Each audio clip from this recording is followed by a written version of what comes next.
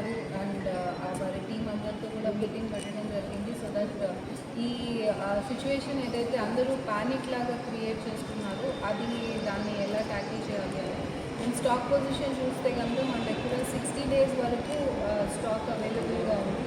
So ఎవరికి ఏ విధమైన panic అవసరం లేదు. ఈ 60 days స్టాక్ కూడా ఎవ్రీ టైం రివైజ్ అవుతూ ఉంటుంది.